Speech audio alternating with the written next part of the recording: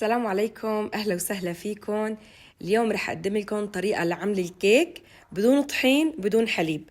كتير انطلبت مني هاي الطريقة وبيسعدني إني ألبيكم للي عنده حساسية السيلياك أو هضم الجلوتين أو اللي عنده كمان حساسية الحليب أو اللاكتوز. هذا الفيديو لإلكم.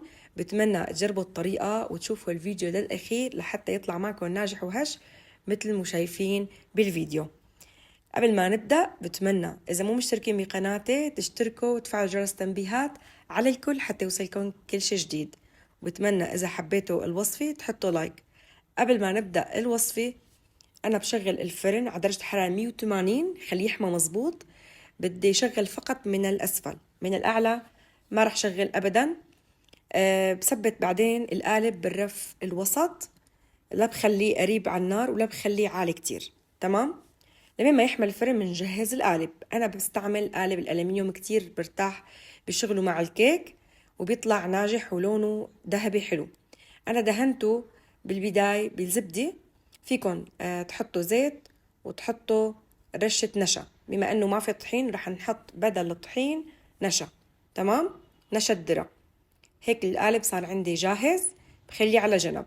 طبعا بكون مطلعة المواد كلياتها قبل بوقت بجو الغرفة. عندي البيض فصلته 5 حبات صفار و5 حبات بياض، لازم يكونوا بدرجة حرارة الغرفة. تمام. وزن البيضة ما يقارب بين 55 و60 جرام، يعني بده يكونوا بهذا الوزن. هلا رح احط رشة ملح مع البياض، هلا بشوفكم كيف حتى ما يفصل معنا. والصفار رح يلزمنا له فانيلا. عندي حطيت نصف معلقة طعام، بالإضافة لبرش ليمون أو برتقان، بيعطي طعم كتير طيبة وبيقضي على زنخة البيض. بتعرفوا الزنخة بتجي من الصفار، فلهيك بحب ضيف قشور الليمون. ناخد فقط القشر الأخضر دون ما نوصل للبياض حتى ما يعطي مرار. هلأ بدي أوزن النشا. طبعا عيرتهم بكوب المقاس اللي سعته 250 مليلتر. عندي نشا الذرة بدي اخذ مقدار كوبين، باخذهم كمان على الميزان. هذا الكوب الثاني بيطلعوا عندي حوالي 240 جرام. هذا مقدار النشا. رح يلزمني 10 جرامات من البيكنج باودر، هاي مادة رافعة. بما انه ما في سوائل ما رح احط ابدا بيكنج صودا. بدي انخل النشا حتى ما يكون في اي كتل، حتى يطلع كمان خفيف داخل الكيك وينهض معي اكتر. لازم تنخلوه مثل ما بندخل الطحين.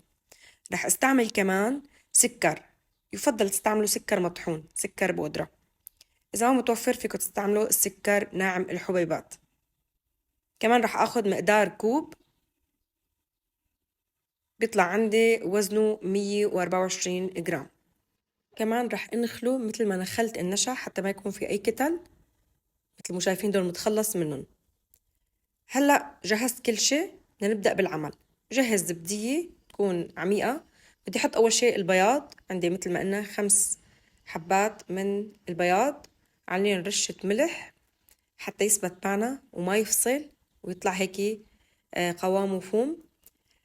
بخفق بالبداية على سرعة بطيئة، بعدين بعلي السرعة بس تماسك عندي مثل ما شايفين. هلأ بنزل عليه الصفار شوي شوي مع الخفق المستمر. خلي السرعة وسط. نزل الكمية كلياتها وبعدين رح ضيف السكر. فيكن تقسموا كمية السكر شوي مع البياض بعدين مع الصفار. أنا خليتهم هالمرة كلهم دفعة واحدة بعد ما أضفت الصفار. إذا كان السكر اللي استعملتوه ناعم الحبيبات يفضل تخفقوا مع البياض حتى يدوب معكم. مثل ما شفتوا بعد ما أضفت السكر أضفت الفانيلا وقشر الليمون أو البرتقال متوفر عندكم. بدي أنزل هلأ خليط الناشف اللي هو النشا مع البيكنج باودر. بقلب من الأسفل للأعلى لحتى تختفي عندي أول دفعة، برجع بضيف دفعة تاني وهكذا لحتى تخلص كمية النشا الموجودة عندي. وهلأ إذا بدنا نضيف الكاكاو بعد ما نسكب أول دفعة بالقالب اللي هي السادة بنخلي جزء معنا نضيف عليه كاكاو. أنا خليت 3/4 الكمية سادة، سكبتها بالقالب، خليت هيك جزء أقل من النص لحتى أضيف عليه الكاكاو.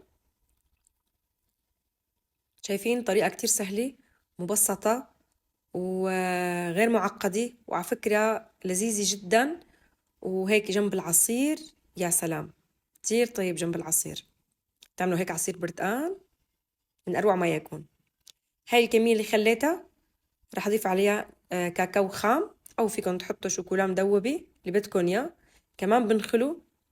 هلا الكاكاو رح يعطيني سماكة، لهيك رح أضيف عليهم شوية مي، يعني شي معلقة معلقة ونص بهي الطريقة، مي عادية، وباخد قوام اقدر نزله فوق الكمية التانية، يعني بصير عنا مثل الماربل كيك، كيك رخامي. فيكن تعملوا هاي الحركة داخل القالب لحتى يصير هيك تموجات، طبطب بالقالب لحتى فرغ كل فقاعات الهواء. وهلأ على الفرن مثل ما قلت بالرف الوسط، تشغيل فقط من الأسفل، برجع بذكر، وعلى درجة حرارة 180. بياخد معكم من 40 ل 45 دقيقة، طبعا مع المراقبة حسب الفرن عندكم. أخذ معي 45 دقيقة. شايفين كيف طلع ناشف العود، ما في أبدا شي معجن أو سائل. هلأ بدي مباشرة بعد ما طلع بدي اقلبه على شبك يبرد دقيقتين 3، بعدين بغطيه بكيس نايلون حتى يضل هيك طري وهش وما يطلع ناشف. وهذا القالب شايفين لونه ما شاء الله ذهب. بقلبه على الجهة الثانية. أنا قدمت جنبه عصير، عندي عصير رمان وعصير برتقان، ومثل ما شفتوا المقطع العرضي رح أرجع كمان شوفكن يا. هو شوي بفتفت أكتر ما بيكون بالطحين لأنه نشا، فبيعطي هيك مثل طبقة قرمشة أو فتفتة. بس شوفوا كيف من جوا اسفنجي هش وخفيف، يعني مثل مبدأ الكيكات اللي بنقول عنها بتغصص، لأنه هذا بدون سائل بدون شيء أبدا، مثل ما شفتوا على البيض وعلى النشا بيعتمد. بتمنى يعجبكم وتجربوه، وتحطوا لايك إذا شفتوني بستاهل، وتشاركوا المقطع، وشوفكم إن شاء الله بفيديو قادم.